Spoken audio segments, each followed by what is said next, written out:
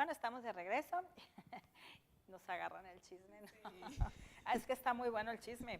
Bueno, nos quedamos con la violencia hacia los hombres, que ha ido en aumento, pero ¿por qué los hombres no se manifiestan igualmente que las mujeres? ¿Por pena o por el qué dirán o qué tanta cosa? A ver. Sí, ventaja que somos mujeres, Sara. Sí.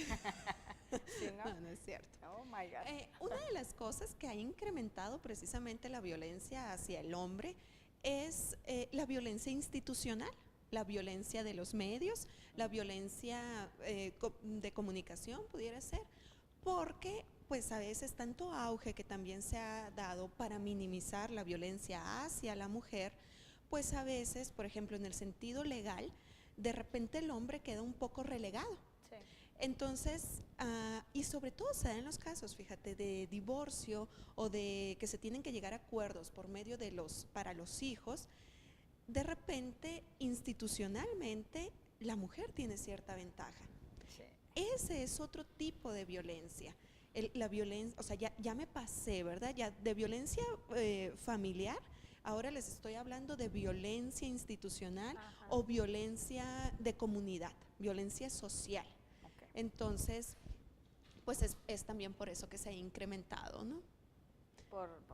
Pero por eso. De veras que sí, los hombres, yo creo que sí son más violentados hoy en día que las mujeres. ¿Qué pasa? Las mujeres van abiertamente, hacen su denuncia y aquí error de la mujer, error garrafal, todos siempre hemos dicho, que las golpean, las maltratan, van y ponen la denuncia, pero luego se les olvida. ¿Por qué pasa esto, pues? Mira, esa es una pregunta muy interesante, Sara, porque somos muy dados a decir, ¿cómo que aguantas? O sea, ¿cómo va a ser? Y criticamos, ¿no? Sí.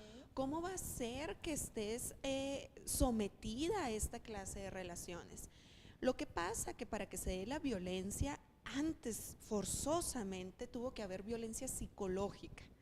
Una vez que hay violencia psicológica, se rompe la identidad de la persona. Dejas a la persona sin esas herramientas individuales que tiene. Sí. Todo violentador, todo generador de violencia, y me refiero generador de violencia sin sexo, o sea, ni masculino ni femenino, generador de violencia. Exactamente. Para poder llegar a una violencia física, por ejemplo, pues anteriormente tuvo que haber violencia verbal, violencia y violencia psicológica. Entonces la violencia psicológica crea cierto dominio. Y repito, la persona pierde toda su identidad, toda su fortaleza. Una de las primeras cuestiones que te dicen las personas que fueron víctimas de violencia o sobrevivientes de violencia es que no era yo en ese momento, es que no sabía cómo actuar, es que no me sentía realmente, en otro momento yo no hubiera pensado que hubiera actuado así.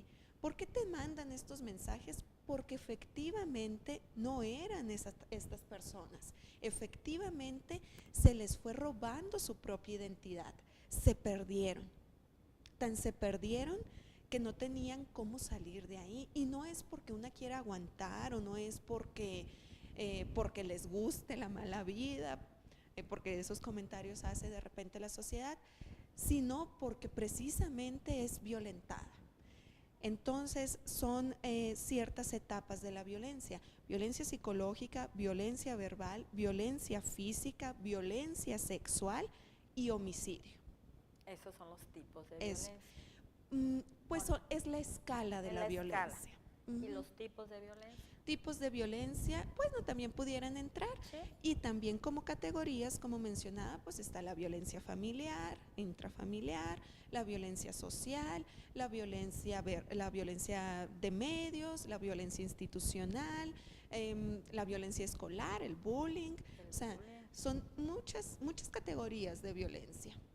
Es tan grande y tan universal la violencia que por eso se ha ido haciendo estas casillas. Bueno, pero en la familia, hablando, ¿no?, de la violencia en la familia, ¿cuándo se da y por qué se da y por qué permitirla? Pero nos vamos a ir a corte, nos quedamos en lo más bueno. Sí, me quedé con la palabra en la boca. Muy bien, quédese con nosotros porque vamos a corte.